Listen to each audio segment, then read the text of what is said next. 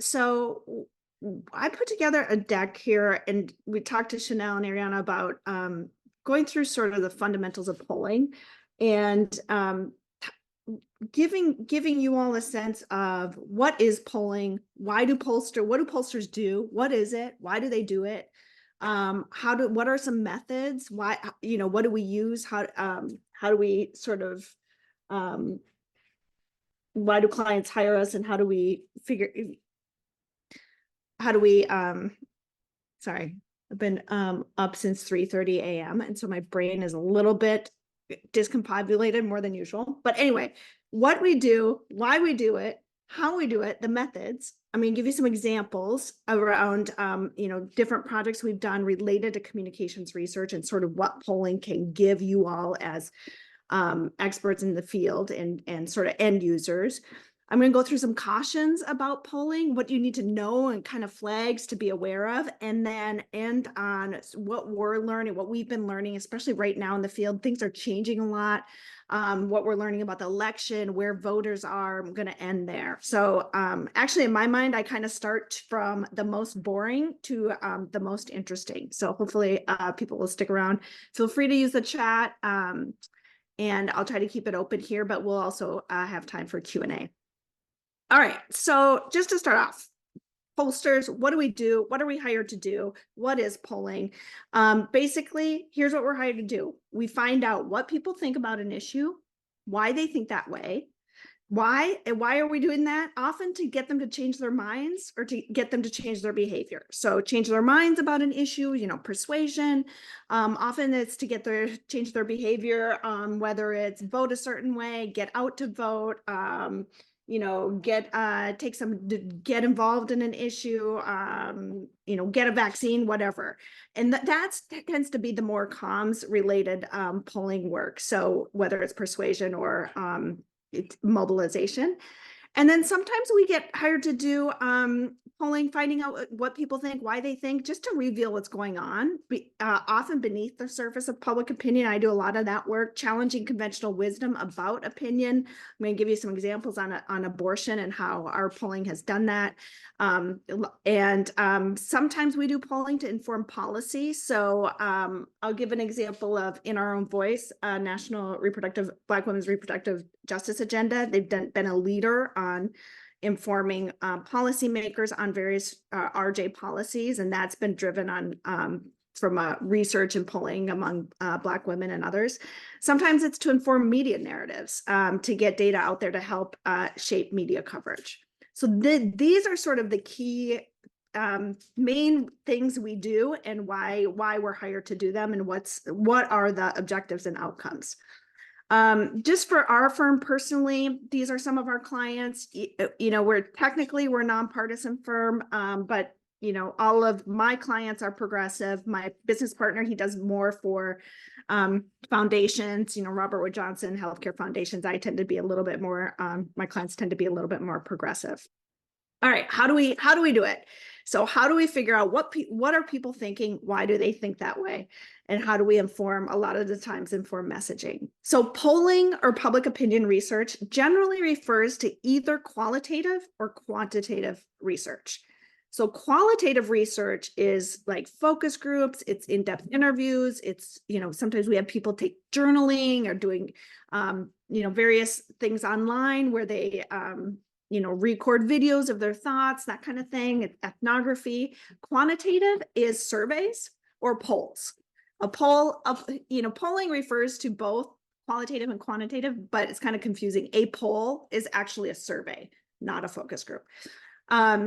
So what are the differences here? With qualitative, you're listening to people, you're observing them. The purpose of qualitative is really to seek to understand, like, what are people thinking? Why are they thinking that way? Go deep. You can explore hypotheses. You can look at what is the range of beliefs people have. What are the range of attitudes? We listen to what the language people use instead of us, putting language in front of them. We listen really closely. Qualitative is great for developing messaging. So hearing about how they're thinking and talking and feeling and believing about things. And then from that, we can develop messages that's really going to meet them where they are. Whereas with surveys, the purpose of surveys, quantify, measure, test. So this is like why people feel this way. What are they thinking? Survey is like how many people actually think that way. Okay. 70% of people support abortion rights and access. So this kind of tells you, well, why do they support that? And yeah, some people do, some people don't. This will tell you actually how many people in your, the country or whatever your audience. Here you test hypotheses, qualitative you explore. You test language and messages here based off qualitative. When you're doing focus groups, you're only talking to a few people. Survey, it's many people.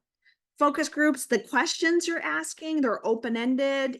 Tell us how you feel about, the state of student debt relief right now. And then you get all these kinds of answers. The other quantitative is multiple choice. Do you support or oppose what Biden has done on student debt? 80% oppose or whatever it is, right? So the data type with qualitative, it's words, you're summarizing what you're hearing, you're categorizing, you're looking for themes, you're pulling out language, there's a subjective feel to it. With surveys, it's numbers, it's statistics. Here's some of the trade-offs with qualitative, which I love qualitative, especially for messaging. If I had to choose between one or the other, it kind of depends on the issue, but I just really do love, I think I learn a ton. I learn more from qualitative than quantitative. The trouble with qualitative is it's not representative of a population.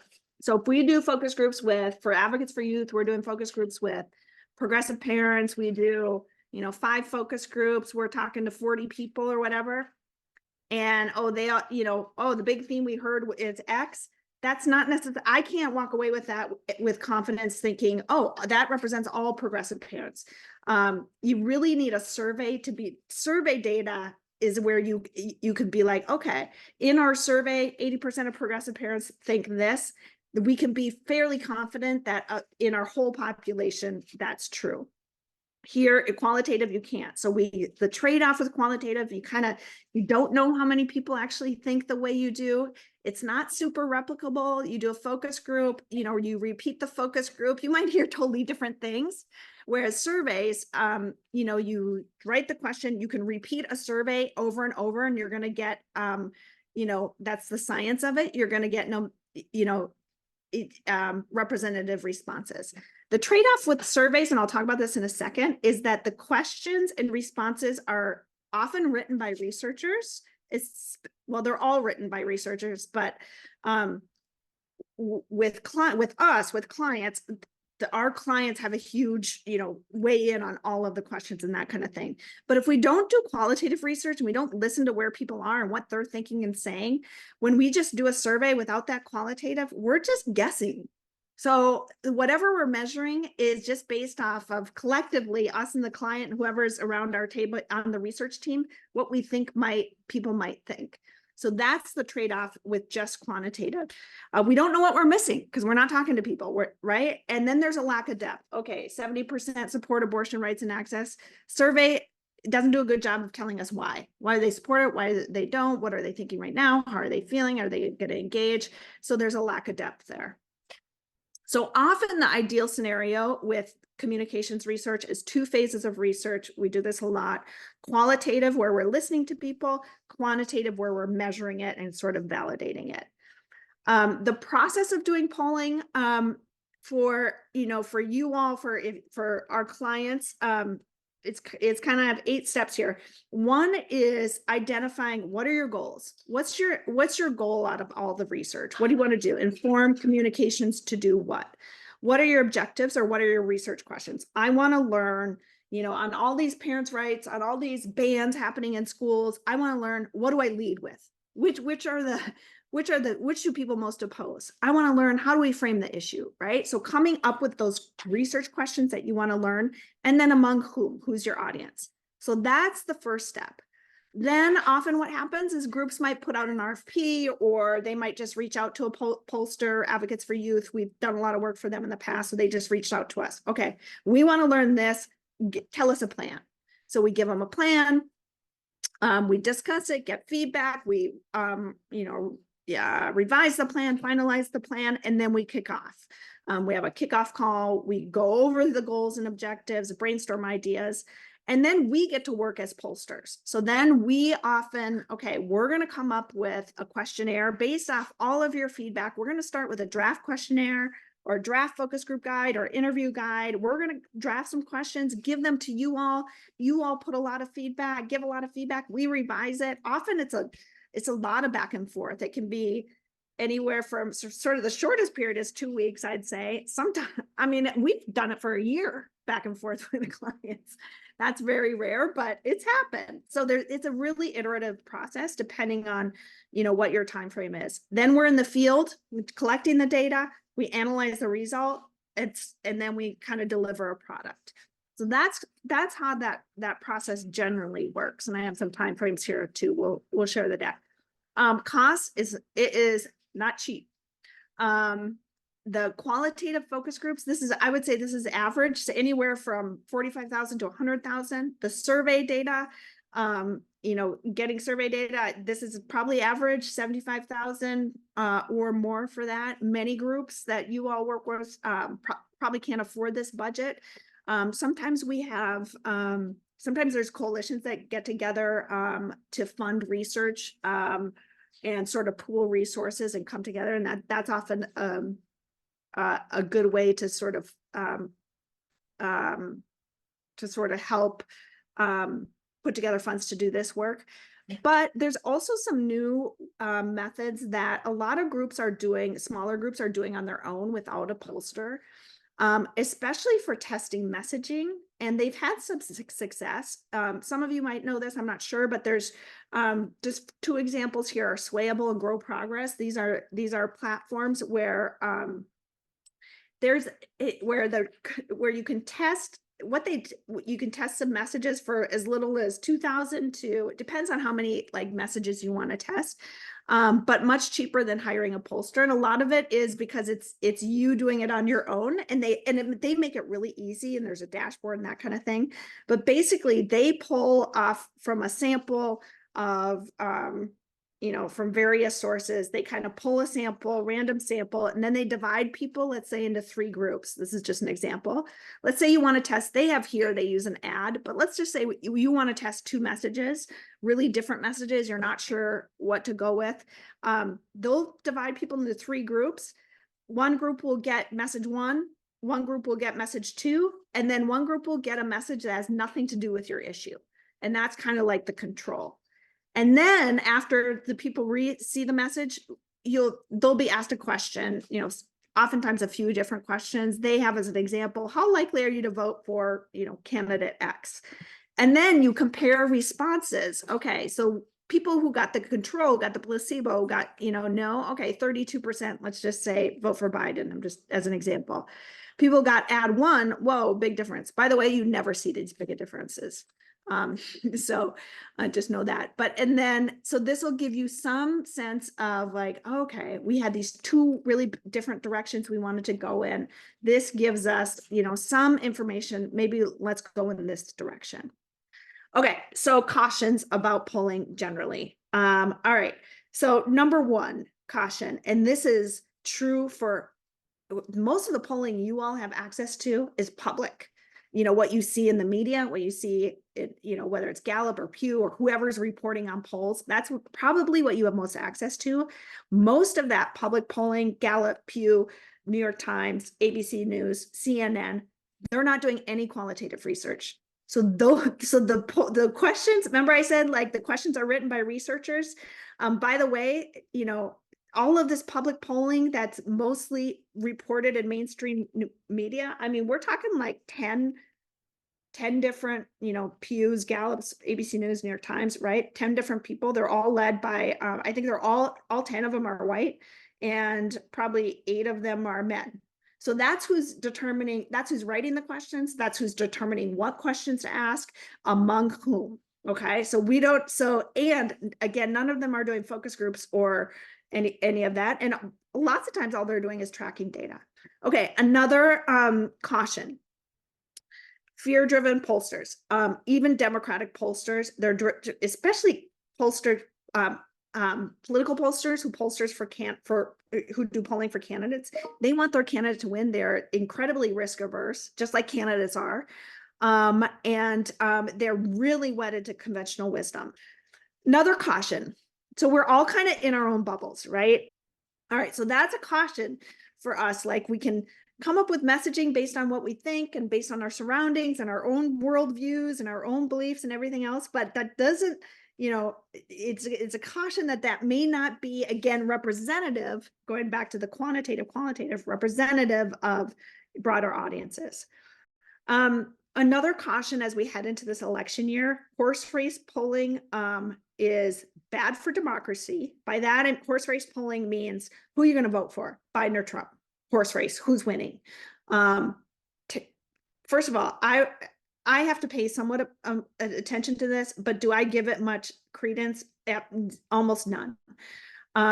It's bad for democracy because it reinforces news coverage through a game frame.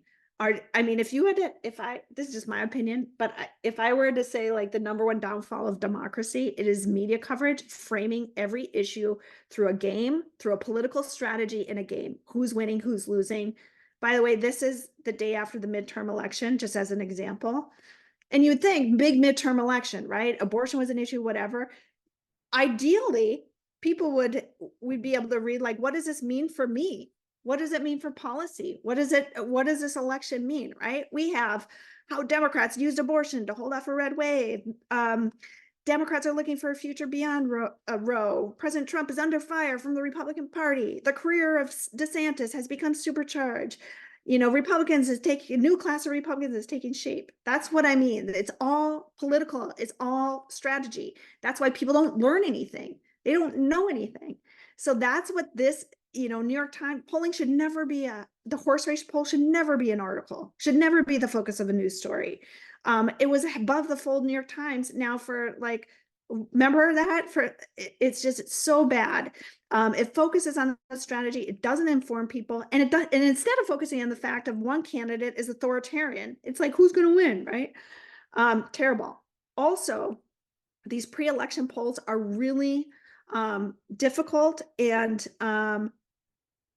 it's impossible to know if they're quote unquote right, because these pollsters are trying to survey a population that doesn't exist. We do not know who's going to turn out in the election. And all we're doing as pollsters is taking a best guess based off previous elections, an educated guess based off, who turned out in the last election, what our sample, what percent do we think should be Democrats and Republicans? We don't know. If turnout is different than we think, the polls are going to be wrong. So, and that's what happened in 2016. Lots of things that were true in previous elections and that were based on educated guesses, and the pollster did a good job. But things changed. New trends happened that we didn't account for. And so, these needles, like, whose chance of winning? Ignore this. Here's what to know. The election is going to be very close, most likely. We won't know if polling will get it right, unless all polls are showing like a 10-point margin. Trump's going to win by 10 points, Biden's going to win by 10 points, or whatever. It's likely to go either way. Rule of thumb on that polling and all polling, frankly, is that survey data should be thought of as evidence of what may be true rather than a precise reflection of reality. There's all kinds of error that can be part of a survey error. You all hear about margin of error. Let's just say there are like 10 sources of survey error. Margin of error refers to one of the 10 sources, and it's not even the most important source of error. It's just like this relic that keeps getting, I don't even use it anymore because it's just misleading. It's like, oh, so that's within 3 points. No, there are tons of other types of error. So just polling is still, one of the best tools we have to understand public opinion, but there's all kinds of error. Think of it as evidence. Okay. Now, more of the fun stuff, I think, is, or maybe not fun, but like interesting perhaps, is what are we learning about public opinion right now? The first thing I think is probably most important to learn, and we've been seeing this in the last few elections. This comes from a survey we did with 538. 538 wanted to look at, they were interested in like invisible divides in the electorate. They were like, okay, we all know there's a party ID, Republican, Democrat. We know there's like an education divide, non-college versus college. What about, they wanted to explore like views toward elitism. What about religious worldview? Can we uncover some of these other like invisible divides? I was interested in what best predicts vote choice. So this was right before the midterms, the last election. And we asked people in the survey, who do you plan to vote for US House candidate, the Democrat or Republican, right? And then I had this huge, I love this survey because I didn't have a client, I could ask anything I wanted. I asked everything I wanted. So we had 34 different policy issues in here. How do you feel about what are your views on abortion, Second Amendment, border, school prayer, same-sex marriage, teaching gender in schools, climate change, all these kinds of things. Every type of tons of different issues, right? Then we asked about 50 different beliefs and attitudes related to elitism. I had tons of questions on religious worldview, the role of religion in government, views toward race, gender, socialism, authoritarianism, all these personality characteristics, pride and identity. I even asked like, what skin color was Jesus? I asked, how often do you wear clothes with flags on them? I mean, I just like threw everything in there. And then of course we had all the traditional demographic variables, gender, age, race, education, religious attendance, born again. I asked, how often do you pray? Ideology, all those, metro, rural, whatever. Okay, so then here's what we did. What I was interested in, the analysis we did, is I wanted to see out of all of these issues, beliefs, demographic variables, what is most correlated with whether somebody votes Democrat or Republican. So if I had to pick out of all of these things, what is most correlated with choosing one of those? So any guesses? Out of all of these, when you combine all these issues, all these, different types of beliefs, demographics, what do you think is most correlated with whether somebody votes Democrat or Republican? I will tell you. It was this statement. Oh, I wish it was flag shirts. God, I so wish. I would be adding that to every poll. Okay, you ready for this? It was this question: agree or disagree? I support the Black Lives Matter movement. So out of every single thing, and that was part of our racial views, out of every single question, out of 130 questions, this was most predictive of how they were going to vote. And this kind of gives you the numbers. You don't really have to understand this, but like this is kind of the analysis. And this tells us what was most predictive of saying they're going to vote Democrat or Republican. And these numbers go from 0 to 1. So 0 means there's zero correlation. 1 means it is a perfect correlation. So the biggest thing actually was who they voted for in 2020. That had a 0.8 essentially correlation. If you voted in Trump for 2020, you're going to vote for the Republican here. So that's not a no-brainer. Then it was party ID and Black Lives Matter. Your support for the Black Lives Matter. Same correlation. So this tells me I could go up to somebody on the street and I'll have an equally good chance of determining how they're going to vote if I ask them how they support Black Lives Matter or whether they're Democrat or Republican. Then building a wall, which is also, by the way, related to race and racial resentment. Then climate change, ideology, conservative to liberal, abortion views, racial resentment. Today, discrimination against whites has become a bigger problem as discrimination against Blacks, Latinos, other minorities. Gender identity.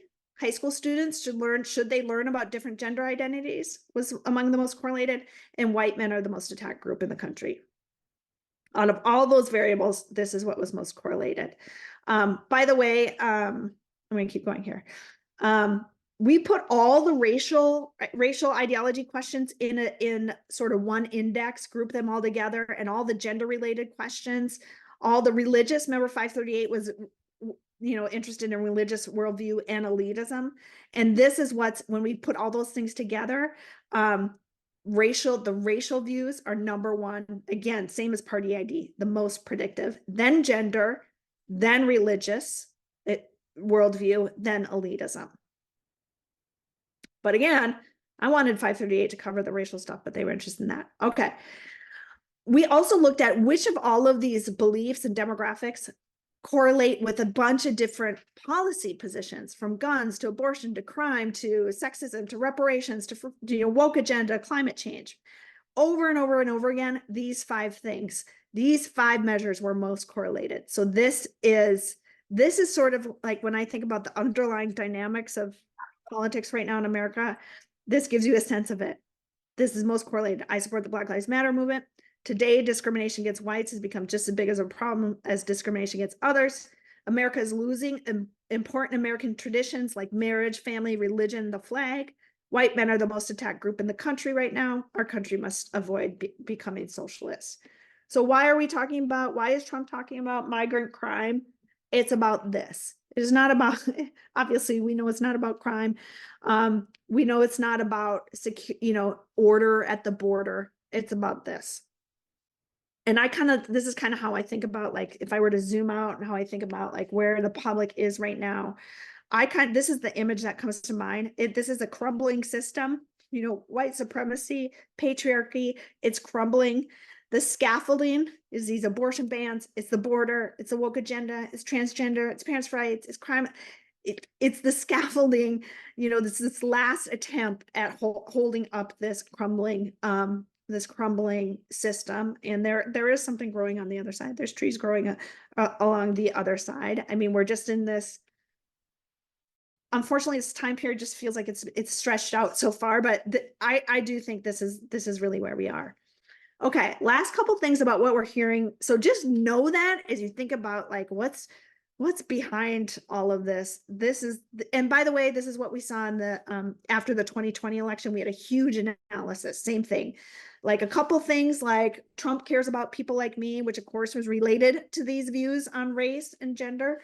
But then like the most correlated things, it wasn't an issue. It was beliefs around race and it was beliefs around gender. One of the most correlated in our post-2020 presidential analysis, one of the most correlated beliefs was the intersection of race and gender. It was this: agree or disagree, Kamala Harris is tricking everyone. She only cares about becoming president herself.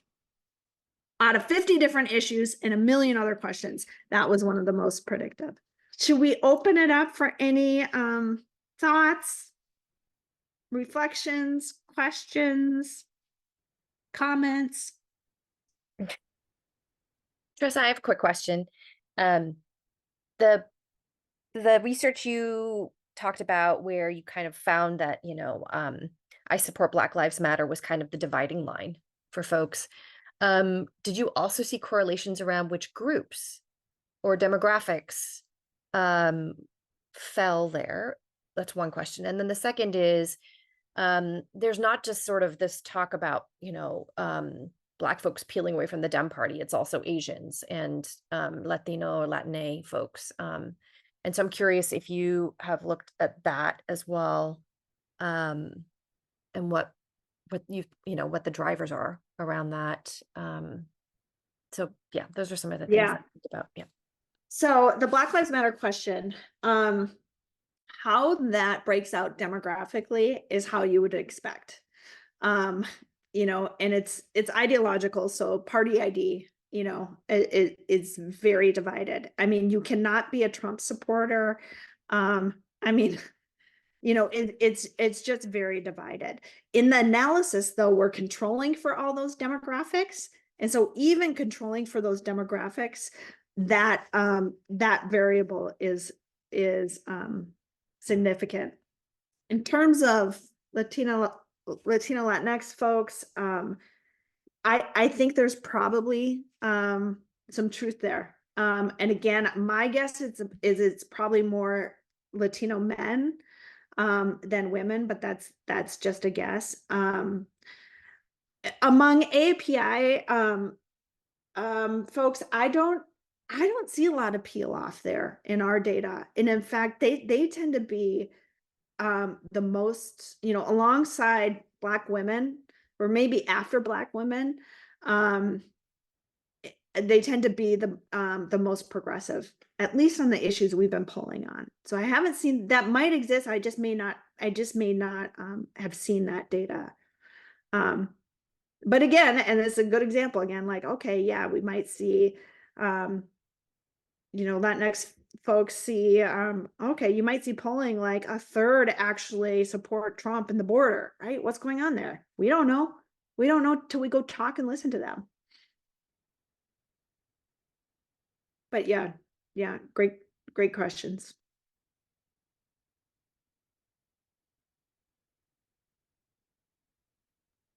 I'm going to elevate Abigail's question using Q&A. Thanks, Abigail. Did you want to come off mute and answer or ask that question? Sure. We're just in a situation where we've been offered to add a question or two to an already existing poll. And so we have very few questions. I don't know if you have any advice on how to structure a question on an issue when you only have one or two opportunities to get a response. We'd love to hear like where the public opinion is, so we want to use the question on that. But if we wanted to test things like different messages, we obviously don't have like 8 different questions where we can rate people's responses to them. So should we like provide a multiple choice question with a bunch of the different possible messages and have people pick like which one they find the most persuasive, or what do you think? Yeah, well, I'm glad you brought that up because that's good for other people to know. I forgot that that's also a tool you all can use. Is there's often surveys that you can just buy a question or two. So one question is, do you want to just know how the public breaks out? So it sounds like voting rights restoration in prison. Okay. So do you want to know whether people support or oppose that? It's probably going to be, I don't know how helpful that is, but maybe you all need to know that then. So that's sort of like do you support or oppose, we'd have to noodle a little bit with the language. But essentially, do you support or oppose this issue? With the way that works for messaging on these omnibus polls where you can add a question, it's kind of, you can't have, if you have a question like, which do you agree with most? And then you have 5 messages, that kind of counts. First of all, it's hard for people to hold 5 things in their head and then choose one. And it also tends to count as more than one question, because questions are often, surveys are administered by time, how long it takes for people to take a survey, and that's how they're priced. And so a question that takes somebody 2 minutes to answer is going to cost more than just support or oppose X. So you might think about testing the best message you can. We might think of probably maybe what to do is think about testing the best message that you think might have the most promise. You could also do one thing you could do. Here's another idea. You could do like, do you support or oppose X? That's one question. Then you could do a head-to-head. Like, how does what you think might be the best message, how does that stack up against an opposition message? And then I'm maybe getting too in the weeds. Feel free to contact me after. You could then test your message and response, and you could split the sample. So half the sample gets one message and half gets another. And you're testing 2 different messages. And that only counts as one question because only, everybody's only seeing one message, but they're randomly assigned to one or the other. So it's kind of, yeah, it's kind of, that's the tricky part too, is like you gotta, for people who aren't necessarily researchers to be able to have to come up with this question on your own, it's hard. But like I said, reach out to me. I'm happy to if you want me to look over anything or give comments, free, happy to do that. Yeah, good point here. I'm looking at the chat. No community is a monolith.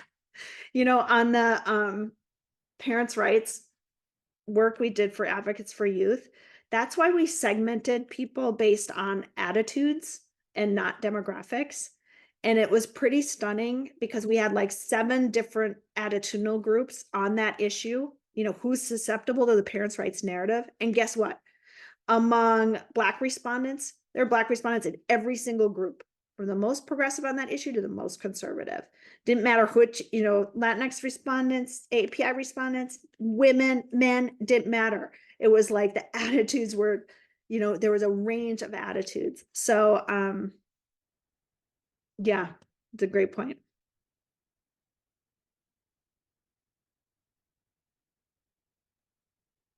Thanks. Go ahead, Renee. I see Renee raising her hand. Hi, thank you. And thank you so much for this. This was really valuable. And I'm curious if there are ways to access private data like this for those of us who aren't in, organizations that have a position to pay for it. I just feel like there would be so much value in data sharing, especially if places like Vera or others could share that with smaller organizations. Chanel, you and I need to brainstorm about this, because yes, I think there's tons of opportunity. We're just not doing it. Like Vera, they're kind of leading the way. Well, first of all, I think they're leading the way on how candidates talk about crime and sort of the political context. But I think we can all learn a lot from that research. We've done audience segmentation, everything there, and they're more than happy to share. So, and it used to be, 15 years ago, organization, a big national advocacy group would do polling and they kind of protect it, and we're the leaders and we're not going to share and it's our polling, whatever. That's kind of, I don't see that much at all anymore. So Chanel and I will, go ahead, Chanel. Yeah, this is such a good question. And I think Tresa spoke to some of what I was going to say in terms of the data hoarding, which is also just like really illustrative of a broader problem on the left progressive spectrum, that we assert that we are striving towards the same vision or a similar vision, although we take different strategic ways to get there, but we don't do this sharing of information or like left united front building in terms of aligning on particular messaging or flanks or anything like that.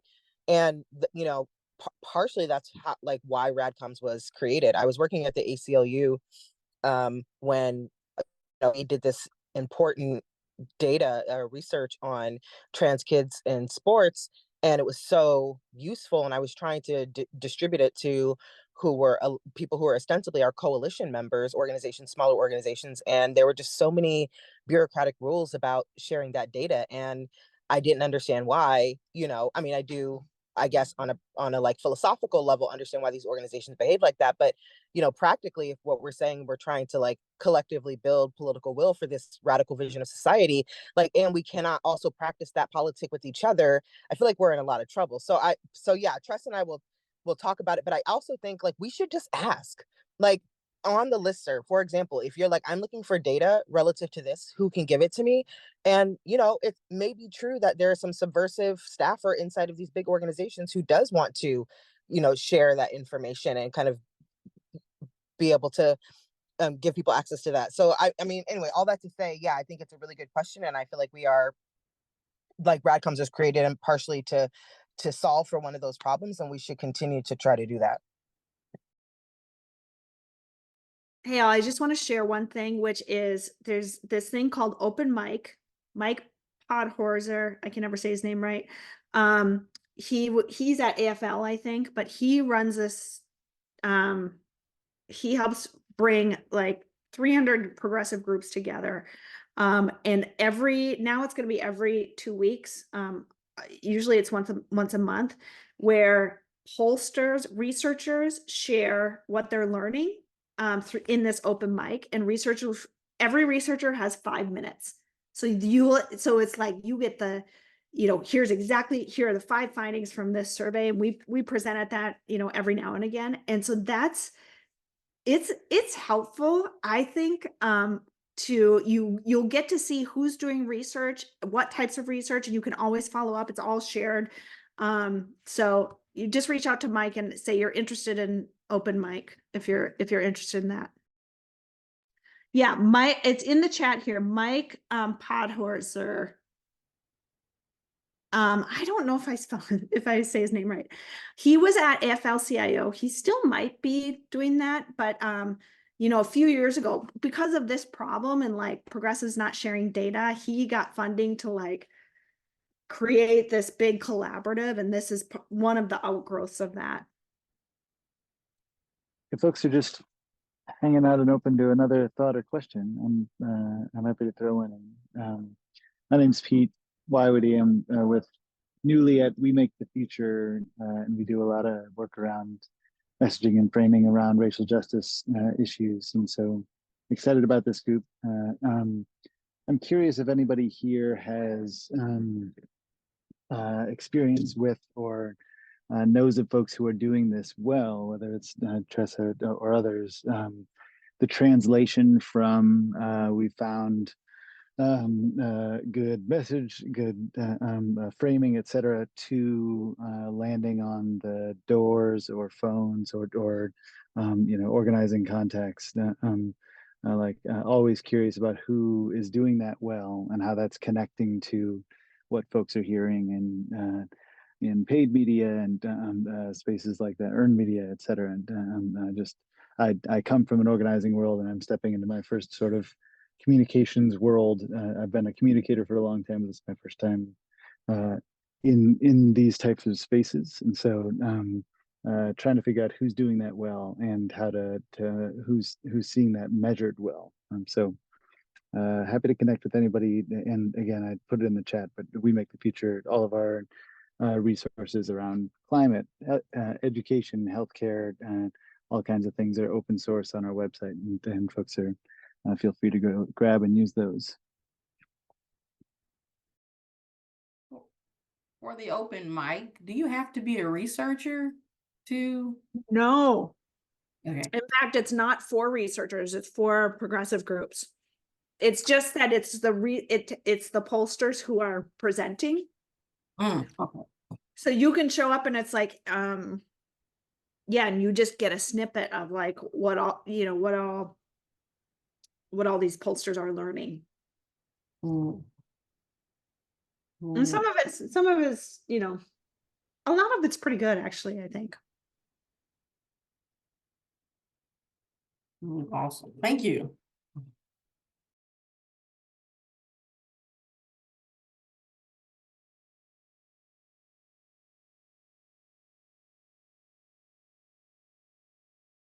And would the best way to sign up for that to be to email Mike directly? Oh, sorry, I think you're on mute. Yeah, email that info and yeah, you can address it to Mike. And if you have problems, like if you don't get anywhere, email me, and then I'll,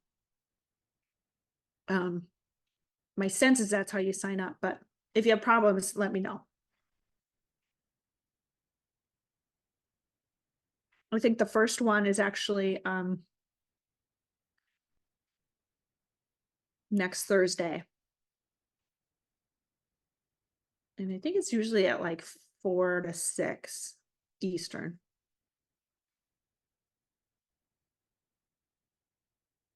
And often they'll start out too with like some analysis of, it's very electoral focused though, I should say. So they'll start out with some analysis of various topics related to the election and turnout and things like that.